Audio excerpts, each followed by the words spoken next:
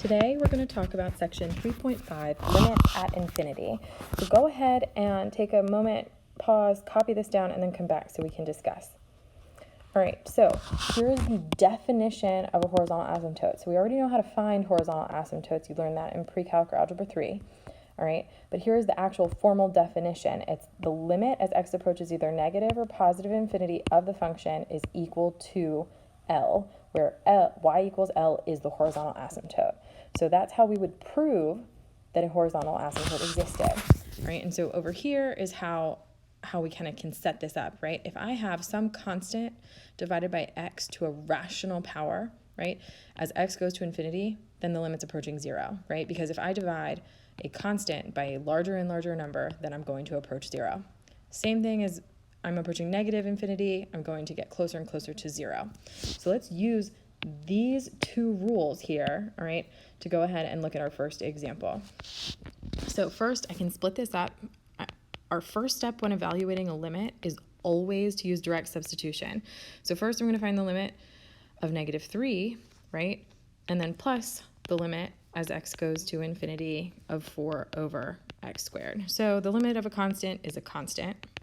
And then plus, well, 4 over x squared as the denominator goes to infinity.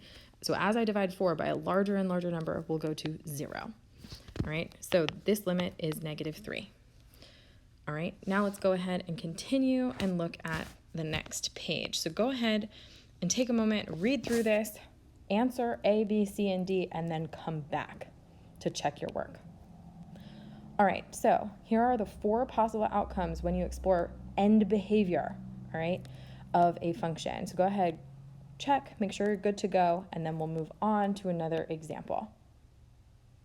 All right, so now let's look at example 2. All right, so here, all right, step 1, we're always going to use direct substitution. When we do this, we're going to evaluate the limit of the numerator separately from the limit of the denominator. So here I would get 3 times infinity plus 2, which is infinity, right?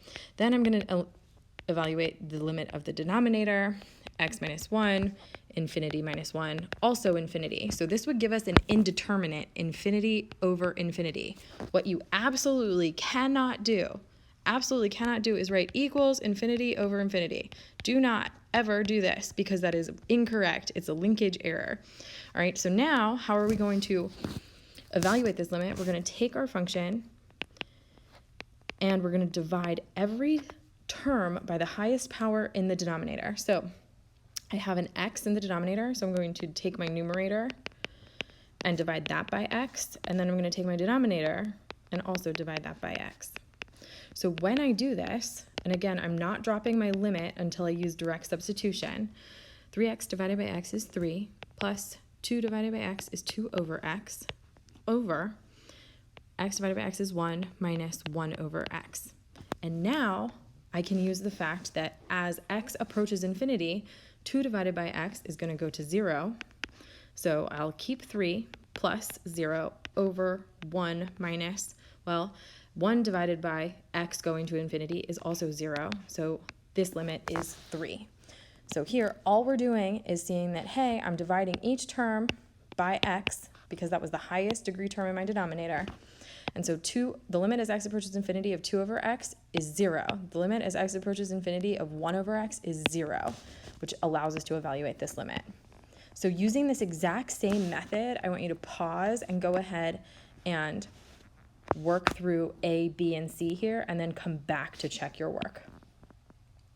All right, so you should have just worked through A, B, and C. If you want to just quickly double check, here we're dividing everything by x squared, right? Here I'm again dividing everything by x squared. And then in my last one, I'm dividing by x cubed. So if you divided by something different, maybe pause, rework it, and then come back to double check. All right, so here is, there we go. Here are our answers. Check your work. And then here are some rules that we have, all right, for evaluating and finding the limits of rational functions. So copy these down. These are going to be kind of useful moving forward. So let's go ahead and continue. All right, so this one is a little bit different. Why is this one different? Because I have the square root of x squared, okay? So now let's look at this, right? for x greater than 0, the square root of x squared is going to be a positive x, as opposed to for x less than 0, which is what we'll do down here, right? Then the square root of x squared is going to be negative x, right? Because the square root of x squared is going to be positive or negative x. So I have to make sure that I'm using the correct x based on which infinity I am approaching. All right, so let's come back up to this one. So now, when I work through this one, right, I'm going to take my limit as x goes to infinity, and I'm going to divide by the highest term in my denominator, right, which in this case is root x squared. So I have 3x squared plus 1, and I'm going to divide this by root x squared.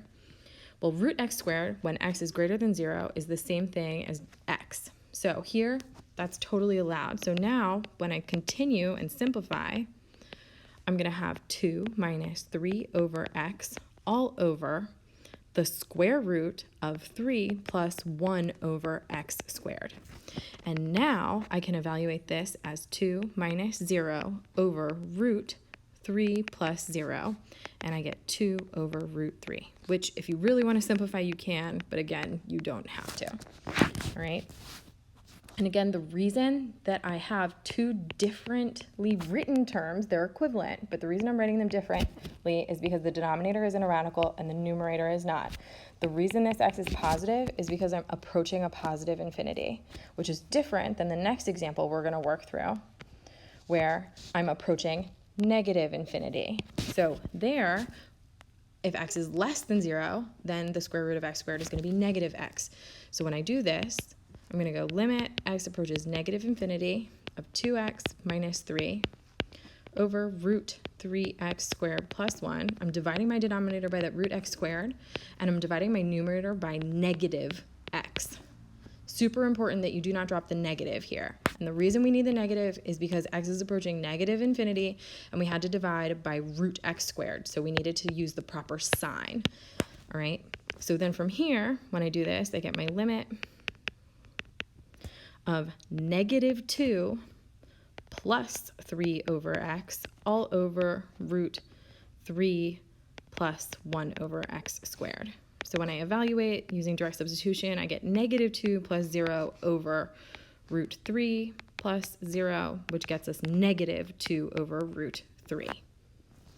All right, so now let's go ahead and continue. All right, so here, for this first example, we're finding the limit as x approaches infinity of sine x. First, I want you to think about this graphically. Is the curve of sine x approaching any particular value as x approaches infinity? Hopefully, you're sitting there thinking, no, it is not, because it is oscillating, which means that the limit does not exist, all right, because sine of x is oscillating between negative 1 and 1.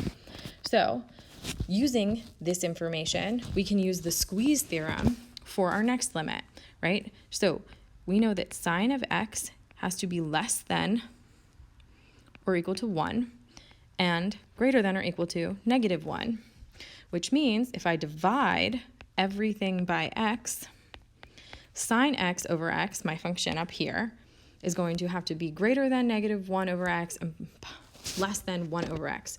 So now I can find my limit as x goes to infinity of negative 1 over x, which is equal to 0. I can find the limit as x goes to infinity of positive 1 over x, which is also 0.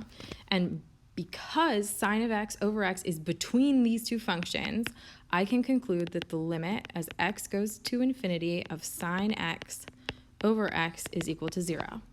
And if you want, you can also graph this, and you can see how the curve actually does approach 0. All right, so let's go ahead here. These should be fairly straightforward. I want you to just think, what would the end behavior of this function be? How could you sketch this, right? So if I have a positive odd function, so like if I had x cubed, my function would look something like this. As opposed to if I have negative x cubed, right, then my function is going to do something like this. So for negative x to the 5th, we're going to be, as x approaches positive infinity, we're approaching negative infinity, therefore the limit does not exist. And then for part B, we're going to be at positive infinity. And again, the limit's not going to exist. All right, so let's go ahead, and I just want to show you this last example. You don't need to take time to work through it. All right, if this division method does not work. Here it does, right? But sometimes it will not work, all right? Then you can always use polynomial long division, right, which I've worked out right here. So feel free to look at that. If you have any questions, we can go over it next week. Have a good weekend, and I will see you then.